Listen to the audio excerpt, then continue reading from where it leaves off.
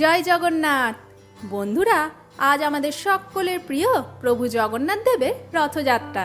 আজ এটাকে ছাড়া জগন্নাথপুরী কল্পনাই করা যায় না, তা হলো প্রভু জগন্নাথের প্রিয় এই খাজা। তাই তো এই বছর বাড়িতেই বানিয়ে ফেললাম। আমার আহারে বিহারে পরিবারের সকল বন্ধুদেরকে জানাই শুভ রথযাত্রা। খাজা বানানোর জন্য আমি এখানে একটা পাত্রের মধ্যে নিয়ে নিলাম 2 বাটি পরিমাণে ময়দা। একটা মাঝারি আকারের স্টিলের বাটির মাপে আমি 2 বাটি পরিমাণ ময়দা নিয়ে নিলাম। তার সঙ্গে দিয়ে দিলাম আন্দাজ মতো সামান্য একটুখানি লবণ, আর দিয়ে দিচ্ছি এখানে মোটামুটি 4 চামচ মতো ঘি। সবার প্রথমে আমি 4 চামচ ঘি অ্যাড করেছিলাম, তবে আমার পরে মাখতে মাখতে মনে হয়েছিল ময়নটা একটু কম হয়েছে, তাই আরও 1 চামচ ঘি মানে টোটাল 5 চামচ মতো ঘি আমি এখানে ব্যবহার করেছি। ঘিটাকে দিয়েও ভালো করে মেখে সুন্দরভাবে ময়নটা দিয়ে নেব। আর যখন দেখবো সুন্দর একটা বাইন্ডিং আসছে, এইরকম একটা বাইন্ডিং আসবে আর হাতের সাহায্যে ভাঙলে এরকম ঝুরঝুর করে পড়ে যাবে, তখন জানবে ময়নটা আমাদের পারফেক্টলি হয়েছে। এরপর এর মধ্যে অল্প অল্প পরিমাণে জল মিশিয়ে সুন্দর একটা নরম ডো রেডি করতে হবে। তবে হ্যাঁ, ডোটা কিন্তু মোটেই শক্ত হবে না, একটু নরম ডো রেডি করতে হবে। তোমরা যারা ময়দা পছন্দ করো না বা ময়দাতে আপত্তি আছে, সেক্ষেত্রে তোমরা কিন্তু এটা আটা দিয়েও বানিয়ে ফেলতে পারো, আর ঘিয়ের বদলে সাদা তেলও ব্যবহার করতে পারো। ভালো করে প্রেসার দিয়ে মেখে মেখে সুন্দর একটা নরম ডো কিন্তু আমাদের এখানে রেডি করে নিতে হবে। দেখো, এই রকম একটা নরম টেক্সচার থাকবে। ডো আমাদের এখন রেডি হয়ে গেছে, তবে এটাকে রেস্টে রেখে দেবো মোটামুটি আধ ঘন্টার জন্য চাপা দিয়ে। ততক্ষণে আমরা বানিয়ে নেব চিনির শিরাটা। যে বাটির পরিমাণে আমি ময়দা নিয়েছিলাম, সেই বাটির পরিমাণেই 1 বাটি মতো চিনি নিলাম, আর ঠিক সেই একই পরিমাণে নিয়ে নিলাম 1 বাটি মতো জল। মানে যে পরিমাণ চিনি নেব তার সম পরিমাণে জল নিতে হবে। আর এখানে কিন্তু শিরাটা খুব বেশি ঘন হবে না, একটা পাতলা শিরা রেডি করতে হবে, যাতে খাজা ডোবানোর পর ভালোভাবে রসটা টানতে পারে। এবার যতক্ষণ না চিনিটা ভালোভাবে গলে যাচ্ছে ততক্ষণ একটু নাড়াচাড়া করে নেব। এরপর এর মধ্যে আমি টেস্টের জন্য, মানে টেস্টটাকে একটু এনহ্যান্স করার জন্য এর মধ্যে অ্যাড করে দেবো ছোট এলাচ। আমি এখানে নিয়ে নিয়েছিলাম 3টে মতো ছোট এলাচ, যেটার মুখটা ফাটিয়ে দিলাম, আর সেটাকে দিয়েও একটু নাড়াচাড়া করে নেব।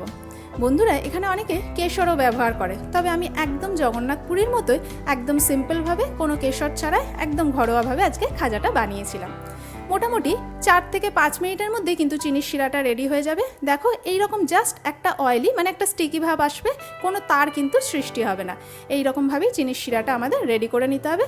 হার্ডলি হতে 4 থেকে 5 মিনিট মতো সময় লাগবে।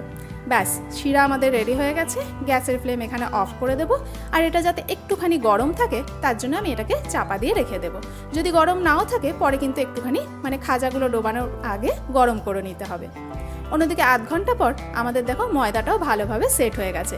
ময়দাটাকে কিন্তু এখানে সুন্দর নরম করেই মাখতে হবে, তবে রুটিগুলো সুন্দর পাতলা পাতলা হবে। তবে হ্যাঁ, লেচি বা কাটার আগে এটাকে আরও একবার ভালো করে দলাই মালাই করে মেখে নিলাম, আর এরপরে সাইজ মতো লেচি কেটে নেব। যেহেতু রুটিগুলো একটু পাতলা পাতলা হবে, তাই খুব বড় লেচি এখানে কাটবো না, মিডিয়াম সাইজে বা তার থেকে সামান্য একটুখানি ছোটো আকারে লেচি কেটে নেব, আর সেগুলোকেও সুন্দরভাবে প্যারার আকারে গোল করে নেব। এরপর রুটিগুলোকে আমাদের বেলে নিতে হবে। তবে হ্যাঁ, রুটিগুলোকে কিন্তু ভালো করে মনে রেখো, খুব পাতলা করে বেলতে হবে, তবেই কিন্তু খাজা একদম মচমচে আর খাস্তা হবে। মোটা করে বেললে কিন্তু চলবে না। একটুখানি শুকনো ময়দা দিয়ে রুটিগুলোকে সুন্দর করে কিন্তু বেলে নেব। আর হ্যাঁ, এর মধ্যে যাতে কোনো ক্র্যাকসও না আসে, মানে এই রুটি বেলার সময় যাতে কোনো ভাঁজ না পড়ে, সেটাও কিন্তু খেয়াল রাখতে হবে। একদম পাতলা করে সুন্দর করে কিন্তু আমাদের রুটিগুলোকে বেলে নিতে হবে। আমি সবার প্রথমে সমস্ত রুটি একসাথে বেলে নেব। দেখো, এই রকম সুন্দর পাতলা করে একদম রুটিগুলোকে বেলে নিতে হবে। আমি একসাথে সমস্ত রুটিগুলোই কিন্তু বেলে নিয়েছিলাম। সব রুটি অবশ্য একই রকমভাবে গোল হয়নি, তবে তাতে কোনো সমস্যা নেই। আমরা পরে যখন খাজাটা বানাবো তখন সেগুলোকে একই রকমভাবে গোল করে নেওয়ার চেষ্টা করব। একসাথে যদি সব রুটি বেলে রাখো, খাজা বানাতে যদি একটু সময় লাগে, তাহলে চেষ্টা করো একটা রুটির পর অল্প করে শুকনো ময়দা ছড়িয়ে তারপরে অন্য একটা রুটি রাখার, নইলে কিন্তু রুটিগুলো একসাথে লেগে যেতে পারে। এরপর একটা রুটি নিয়ে তার উপরে সবার প্রথমে ভালো করে ঘি ব্রাশ করে নেব। বেশ ভালো করে রুটিটাকে কিন্তু ঘি ব্রাশ করে নিতে হবে। তোমরা চাইলে এখানে ঘিয়ের বদলে সাদা তেলও ব্রাশ করে নিতে পারো। এরপর ওপর থেকে একটুখানি শুকনো ময়দা স্প্রিঙ্কেল করে ছড়িয়ে দেব। এইভাবে ছড়িয়ে দেওয়ার পর তার উপরে দিয়ে দেবো দ্বিতীয় রুটিখানা। দেখো বন্ধুরা, দ্বিতীয় রুটিখানে কিন্তু খুব ভালো গোল হয়নি, একটু বড়ও হয়ে গেছে মাপে। তাতে কোনো অসুবিধা নেই, সবার শেষে এটাকে আমরা অ্যাডজাস্ট করে নেব। ঠিক একইভাবে তার উপরও একই রকমভাবে ঘি ব্রাশ করব আর একটুখানি শুকনো ময়দা ছড়িয়ে দেব। অনেকে অবশ্য ঘিয়ের মধ্যে ময়দাটাকে আগের থেকেই মাখিয়ে রেখে রুটির উপরে মাখিয়ে নেয়, বা অনেকে ঘিয়ের মধ্যে চাল গুঁড়িও মাখিয়ে রেখে রুটির উপরে দিয়ে দেয়। আমি খুব সিম্পল উপায়ে, কোনো ব্যবস্থাপনা না করে জাস্ট ঘি ব্রাশ করে উপর থেকে ময়দা ছড়িয়ে বানিয়ে নেব। ঠিক একইভাবে 3 নাম্বার রুটিটাও দিয়ে দিলাম আর হাতের সাহায্যে একটুখানি চেপে দেবো, যাতে এয়ার বাবলস যতটা কম হয় ততটাই ভালো। অবশ্য সবার শেষে এয়ার বাবলসগুলোকে কিন্তু আমাদেরকে সরিয়ে দিতে হবে, নইলে খাজা বানানোর ক্ষেত্রে অসুবিধা হবে বা খুব মচমচে হয়ে ভেঙেও যেতে পারে। একইভাবে তার উপরে ঘি ব্রাশ করে আবার একটুখানি শুকনো ময়দা ছড়িয়ে দেবো। আমি এখানে মোটামুটি 5টা রুটির লেয়ার তৈরি করব। তোমরা চাইলে এর থেকে বেশিও করতে পারো, 6টা বা 7টাও করতে পারো। যত লেয়ার বেশি হবে ততই কিন্তু খাজার মধ্যে লেয়ারটাও বেশি পড়বে, বা একটু কমও করতে পারো, সেক্ষেত্রে লেয়ারটা একটু কম পড়বে। লেয়ারটা বেশি হলে তবেই দেখতেও ভাল লাগবে, খেতেও ভাল লাগবে। 4 নাম্বার রুটির উপরেও ঠিক একইভাবে ঘি ব্রাশ করে ওপর থেকে একটুখানি শুকনো ময়দা ছড়িয়ে দিচ্ছি। বানানোটা ভীষণই সহজ, চটপট রুটি বানানো হয়ে গেলে খাজা বানাতেও কিন্তু বেশি টাইম লাগবে না। সবার শেষ রুটিটা মানে 5 নাম্বার রুটিটা দিয়ে দিলাম এবং তার উপরেও কিন্তু একইভাবে ভালোভাবে ঘি ব্রাশ করে দিচ্ছি আর ওপর থেকে একটুখানি শুকনো ময়দা ছড়িয়ে দেবো।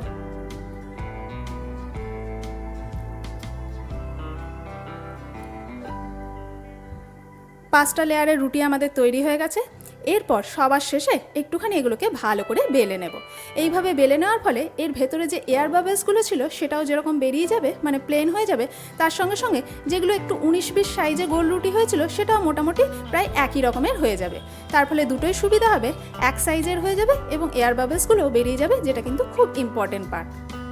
ভালো করে বেলে নেওয়ার পর এরপর রুটিটাকে আমি একটুখানি ঘুরিয়ে নিচ্ছি, মানে যে দিকটা চওড়া আছে সেই দিক করেই আমি এটাকে রোল করব। এরপর আস্তে আস্তে এইভাবে একটা কর্নার ধরে, মানে একটা সাইড ধরে রোল করতে হবে এবং খুব টাইট রোল করতে হবে, যাতে ভেতরে এয়ার পাস না হয়। অলরেডি আমরা এয়ার বাবলসটা কিন্তু বের করে নিয়েছি।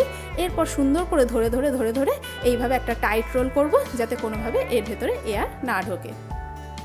রোলটা যখন শেষের মুখে হয়ে আসবে তখন সবার শেষে, মানে যে ধারটা রয়েছে সেখানে আমি একটুখানি জল লাগিয়ে দেবো। তার ফলে কি বাইন্ডিংটা ঠিক থাকবে, কোনোভাবে রোলটা খুলে যাবে না। একটুখানি জল লাগিয়ে দিলাম এবং সবার শেষে রোলটাকে এইভাবে ঘুরিয়ে নিয়ে একটু ভালো করে ঘুরিয়ে নেব। তার ফলে পুরোপুরি ভালোভাবে সেট হয়ে যাবে আর একটুখানি লম্বাও করে নেব।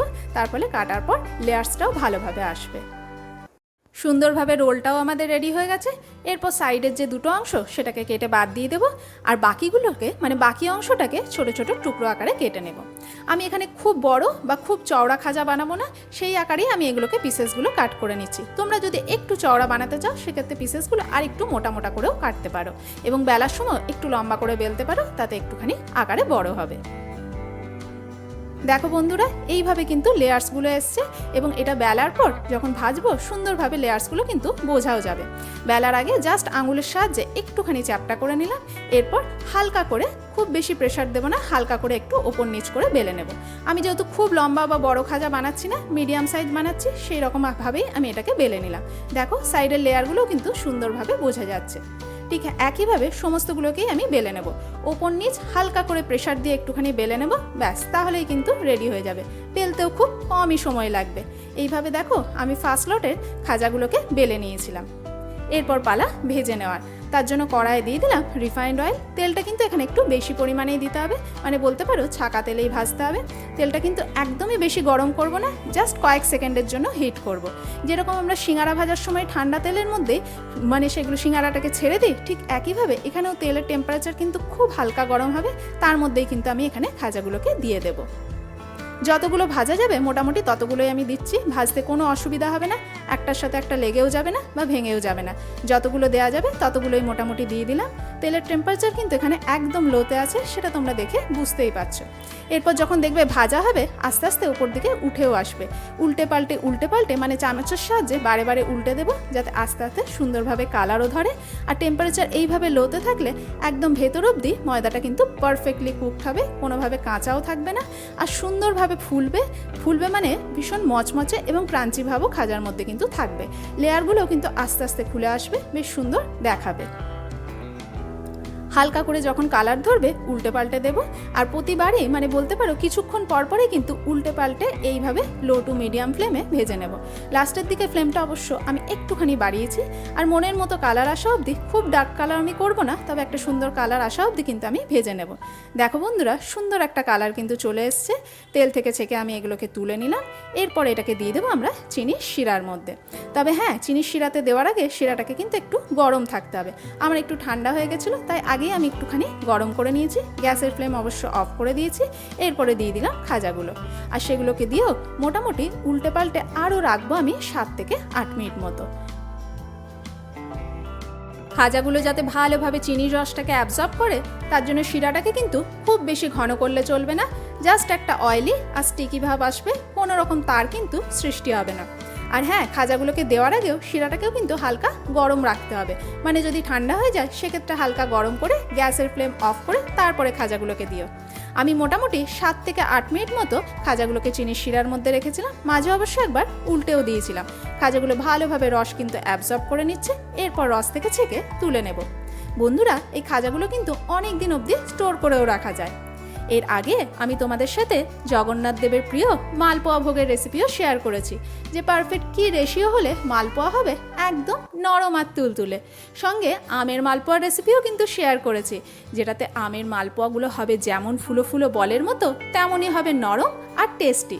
এই 9 দিনের রথযাত্রা পর্বে তোমরা কিন্তু প্রভুকে নিত্যদিন নিত্য রকম নতুন নতুন ভোগ নিবেদন করতে পারো।